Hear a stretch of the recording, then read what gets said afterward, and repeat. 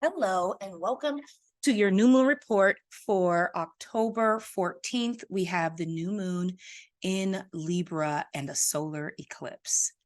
This is going to be an excellent report, and what a time in astrology. The title of this episode is No Justice, No Peace. I am your host, Candace Johnson, and I am the founder and formulator of Louloudi Skincare, where we focus on holistic skincare, herbal remedies, and self-care discovery. You can find out more about me at the link in the bio. So we're going to be talking about the new moon in Libra, which is at 21 degrees on October 14th around 2 o'clock p.m. Eastern Standard Time. But that's not the only story that we have here. We have the solar eclipse, the new moon, Mars moves into Scorpio. Venus, the ruler of the partner of Libra, is now in Virgo. Pluto has been in retrograde since May, out of retrograde. Venus was in retrograde all summer, starting in June. She's out of retrograde and has changed signs. Saturn will be out of retrograde soon, starting in November.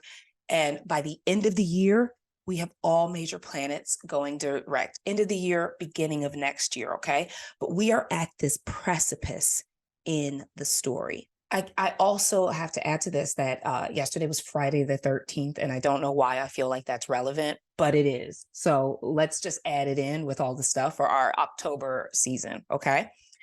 This is all that we have to talk about. So you have movement and traction finally happening based on all of the experiences you had in the summer.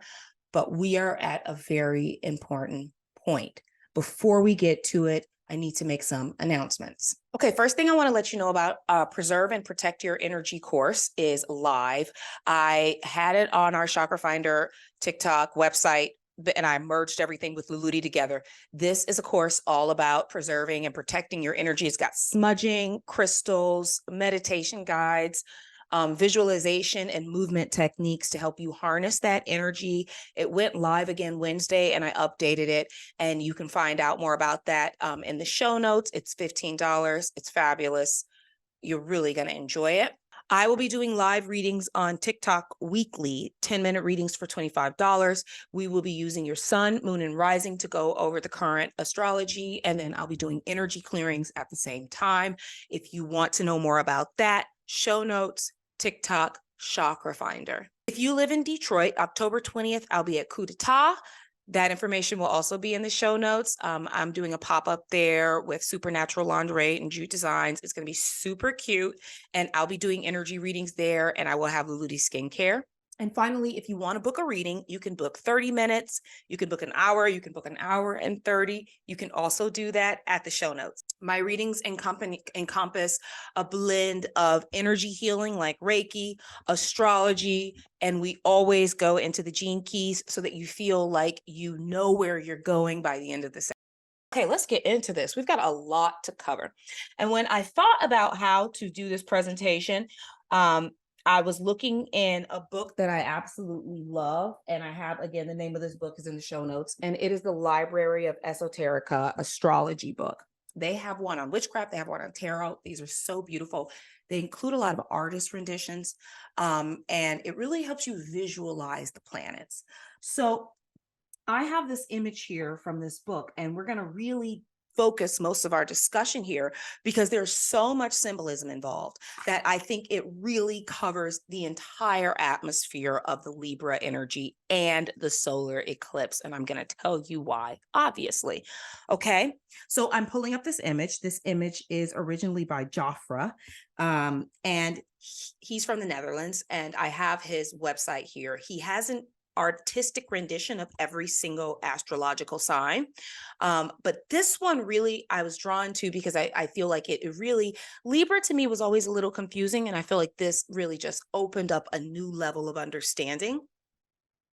And I partnered this symbolism research with symbol.net. I have their information also in the show notes. Fun website. I'm going to be exploring this for the rest of the day. This website really went into the symbology of every single component. I didn't want to miss anything. So let's start at the top and work our way down, okay? So this is the artistic rendition of Libra. And the first thing I want you to notice is that this flower at the bottom, how it wraps around the frame, and that this feels like this conversation isn't happening on Earth, okay? This conversation is based on another time. This is in the subconscious. This is another dimension. This is where this conversation takes place. So I keep saying, no judgment and no peace. And this is where that measurement is happening. And it's almost like in this dream esoteric place where we become the judge and the judgee. At the top of this image, you're going to notice the sun and the moon in between an infinity symbol. Okay. Now, what's so cool about this is a couple of things. So Libra season is embarking on the eclipse season because it's when the sun and the moon are at equal distance, equal size of the earth at like a lateral point, and the day and the night are the same. The day and the night, the sun and the moon get equal coverage in the sky. Okay. So that's why they're balanced like this. This is an infinite dance that they play together. And at this precipice in the Northern Hemisphere, especially, only is when we go from life to death. In the Southern Hemisphere, they're going from death to life. They don't really ever, depending on where you are, it's usually warmer. But let's get back to this. This is after the bounty of summer.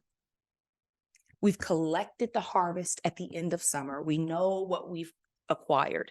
Now it's time to store it all away so that we can survive through winter. And Libra marks the time where this is your judgment time in that way, where did you harvest enough in the summer? Did you pull enough resources together?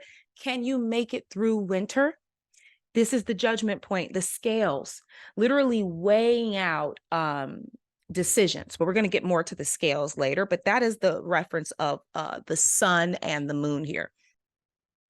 Now, I don't know if you saw my last episode. I have an episode on oppositions, and especially on the opposition between Aries and Libra.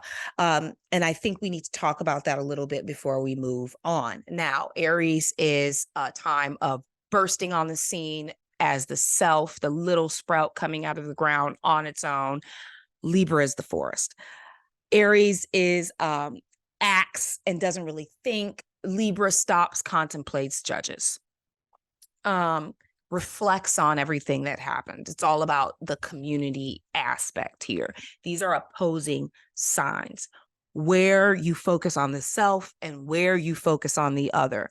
I also like to think of it as like, it's like where you are judged. And in Aries, it's like you get to be as free as you want. There is no judgment here. It's just the beginning. Go in any direction that you want.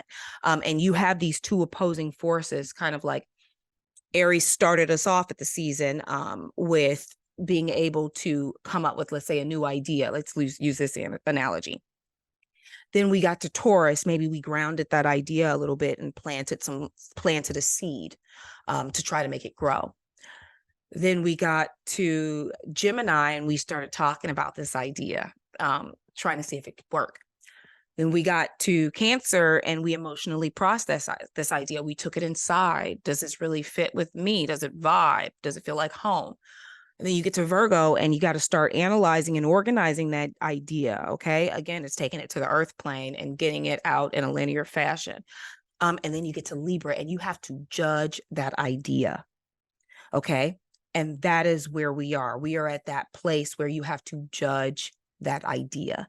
And no matter where you come out on the scale, you get an idea of where to go next. And that is the point of the judgment. Because without this balance, how would you know you were going in the right direction? Okay. Under the sun and the moon, we have Thoth, the bird-shaped head being, and then we have Maat. Now, I don't know if you knew this. I knew of the Egyptian Maat, and I knew of the idea of the scales and the feather and the heart, but I did not recognize that she was also divine feminine. Judgment is a feminine energy. meaning that the moment you consider it from that perspective, it is no longer like Aries, the soldier, fire, masculine. It more direct war, competition, judgment in that regard. It's got a lot more to do with how well it fits into the all. Judgment on a larger, grander, more nurturing scale that considers more than just you. And this feature, this beautiful creature, Maat, is the person who is in charge of that judgment. Now, Thoth, you have, if you don't know who Thoth is, he's connected to Hermes and Mercury. And I'm going to go back to Maat, and we have a lot to cover here, but Thoth is, we're going to go over him because he's quickest and what he represents. So Thoth is going to represent all man, okay? So he's got the snakes. If you see that he's got the snakes wrapped around him, I immediately think Caduceus, okay?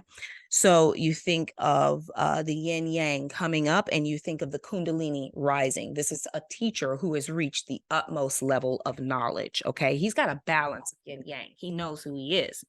While he is holding this ankh, and you notice it's kind of shape, it's going towards the ground. The ankh represents both masculine and feminine energy in one, and the shape is supposed to draw in energy so that he can harness it, okay? And it's drawn towards the ground because he's harnessing that energy from the earth. This is man. This is, now you notice the hand in the center that's pointing up to the sky. This is the ultimate judgment. Okay. Now, both Maat and Thoth are very popular in Egyptian mythology. Okay. And this entire thing has a lot of it represented. And this story of judgment from Maat is very, very important and often talked about in Egyptian mythology. Here's a couple of more things you want to know about Thoth. Okay. So Thoth is also known as Hermes or Mercury, which I think is really funny because Mercury is also in Libra currently, and he is the messenger god. I also like to think of Mercury and Hermes and Thoth as they're the recorders of history, so I always connect them to the Akashic records. Now, next to, you have the feather versus the heart here. So you have truth versus judgment. And then you have Maat standing here like this divine goddess with very funny ears. Okay. Now I'm obsessed with Maat, and I'm going to read you this book from the Arts and Humanities through Eras, Ancient Egypt, edited by Bleiberg. This is a passage about the importance of Maat. The Egyptian philosophical view of existence was based on the idea that all existence was either orderly or chaotic. Order was called Maat, while chaos was called Ispet. Maat encompassed the physical world, political conditions, and ethical conduct. In the physical world, Maat meant that the sun rose and set in a regular pattern. Maat also meant that the Nile flooded Egypt on a regular schedule and provided fertility to agricultural fields. In politics, Maat meant that the true king sat on the throne and ensured order within Egypt. In Egyptian thought, Maat depended on correct personal conduct. In fact, correct personal conduct ensured loyalty to the king, which in turn supported an orderly physical world. For individuals, Maat also meant telling the truth and dealing fairly with others, in addition to obedience and authority. Ultimately, an individual who supported Maat thought his actions could enter the afterlife as a reward. The Egyptians believed that the heart was the organ of thought, yet not thought. Ha, that's funny. Yet Egyptian philosophers advised that the silent man who ignored his emotions and who thought before he acted was the ideal. The opposite of the silent man was the heated man, one who immediately submitted to his emotions without giving adequate thought to his actions. Much of Egyptian philosophy counseled against impulsive action without thought. Justice. a tenet of the philosophical system, was also part of the right order that Maat guaranteed. The prime minister, whose job included dispensing justice, was a priest of Maat. Court decisions also found one party to be the one who is performing Maat, and therefore the innocent party. Ultimate judgment is Maat based on the morality and the values of the time. Okay. What is she judging?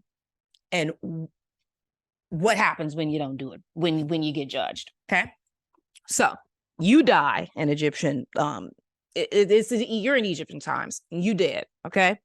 Before you go anywhere else, you're going to be meeting with Maat, you're going to be meeting with Thoth, and you're going to put your heart on the scale, and she going to put a feather on the scale, and y'all going to weigh it. Okay. The feather represents truth. Your heart represents justice. No justice, no truth. Why is the feather so freaking, the light feather, truth being so light? It's not heavy.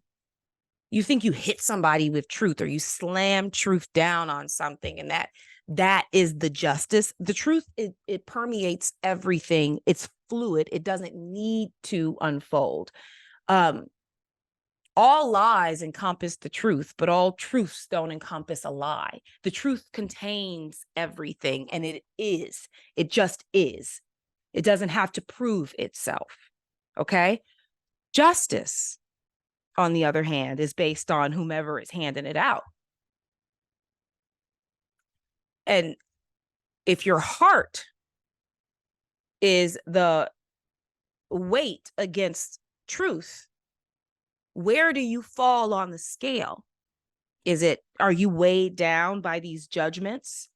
Are you weighed down by something that is not necessarily truth? That's the question. Okay. Now, at death, this is the final judgment. This is the final atonement. She takes your heart, she throws it towards this dog, alligator, hippo creature. And you go to the afterlife, or I think you go to Hades. I'm not quite sure what happens after that. My point is that what is death? Okay. Fall, we are having death right now outside. The trees aren't really dying. They're going away. They're going within. They'll be back next summer. This is a cycle that happens, and we die and we are reborn continuously. And at some point within each of these cycles, there is a judgment, and that is where we are. The next thing you see, number one, I love the fire and the way the hands are flaming up. It's like all of your thoughts. Libra is an air sign. And this air is mutable. So it's totally changeable and morphable. And a lot of people think of eclipse season as being this finalized thing. But once the judgment is set, you do get something. You don't just, you notice that neither party, no matter if they don't say that you eat the heart and then you are never heard from again and you go to dust. You still go somewhere else, right? So you still have a movement after that judgment. This is not the end. Solar eclipses represent culmination points, and culmination points represent places on your journey where you go left, you go right, you keep straight, and you get to make a decision based on where you are on the playing field. After those fiery hands, the next thing you see is the Yin-Yang symbol. You see both of these fields kind of forming together, okay? Ultimate balance is what the goal is. I've got this image here of this Native American holding the heart and the feather on a tightrope. And ultimate balance means something different to each and every one of us based on our goals, based on what we want from life, based on how we judge ourselves at the end of the day. Okay. So, but it's somewhere between these two extremes that you are to find it. I then have this image here of Libra, of this guy on these, I feel like this so often on these stones, and I think it's moving air under him and not water. And he's juggling light, and he's got the wolf, which is an animal that's represented by Libra, the rabbit, and these birds. And it's all about juggling all of these. When I saw this, I felt like, how often do you feel like this with work, this image, right? And a part of that judgment is like, when you're juggling like this, what's the whole point? What are you doing it for? And that's where the judgment comes in to help you find the balance. Also notice that Maat has the crown of the cow that automatically says moon, that automatically says nurturing, that automatically says divine feminine. She's got 7 pointed stars here. And she is not holding an ankh. She is holding something called a sistrum, and it's kind of like a rattle. And when she shakes it, it wards off evil. But when she also shakes it, it gets people into a hypnotic state, almost like probably what she puts you into. She can snatch your heart and put it on the scale. Okay. Under the yin yang balance, you see the Venus rose. Okay. And this rose symbolizes so much because you've got mental against feeling. You've got Venus, beauty. Hello, Venus. Venus, who is just in retrograde in Leo, helping us figure out what we love about our creativity, our bravery, our power, our sacral connection, our ego, how we see ourselves, how we play. Children, this is where Venus was all summer long. Now that she's in Virgo, and she's a part of this, right? Now that she's in Virgo, this retrograde was trying to help you determine in a very Leo way, okay, what do you love again? You, and how do you love you? How are you going to be brave? How are you going to show yourself some love? And you're going to be at this point of judgment to see, especially with Venus and Virgo, where it's like, okay, so what did you do again about our love? We're going to look at this list. We're going to analyze this. Okay. Where do you stand? Did you do everything you felt like you could do? Next to, I keep saying next to. So on either side of this Venus rose, you have 2 Sphinx, and these just represent the masculine and the feminine. Now, Libra is a story of duality. That's why they keep showing both sides of this scale. And it's not like Gemini. It's a little different from that. It's got more to do with your feelings versus your thought, and how you represent that in the community, how you feel about yourself on the inside. And inside this box, you have the traditional symbol of Libra. Now, Libra can be seen in a few ways, and has been through history, because it's at this very important part in fall when things are dying, but not yet dead, but not really alive in the same way, at this middle point. Before it was associated with Virgo, which is where you get this maiden figure from, and the scales are what she's holding. It was associated with Scorpio. It's next month. It's like the bridge between these 2 times, okay? And when it was associated with Scorpio, was the claws of the scorpion. And it still can be very pinchy and bitey, depending on how you're judging yourself, okay? But it's the only symbol in the zodiac that's not an animal or a human. And I think that's for a reason. They want you to really focus here at a certain time of year. And again, it's about balancing out for yourself. They're on a chessboard. That's the game of life, baby. And you've got 2 opposing parts. Where are you on this game? Are you in it? That is the bottom of this frame, which I find so appropriate. I love this image, by the way. I really only have one true question for you here. I have a few questions. That's not going to be true. Okay. Who's the judge? If all of these kind of represent a part of us, and we are judging ourselves mentally via Thoth, I think Maat represents how we judge ourselves inside, our feelings, how we feel about what we've accomplished. And when you start thinking about how you feel about what you do, when you start weighing that subconscious versus that conscious, you only really have one question to ask yourself is if you're living with the integrity and the authenticity that you require on a day-to-day basis to keep your judgment and your peace and your truth, all of these things in balance. Because when you have no justice, you really have no peace and you have no true truth, right? You are the ultimate judge. If at the end of all of this, the only person that was there to go over everything like this Venus and Virgo list, what did you love? Who do you love? What did you do? How did you do it?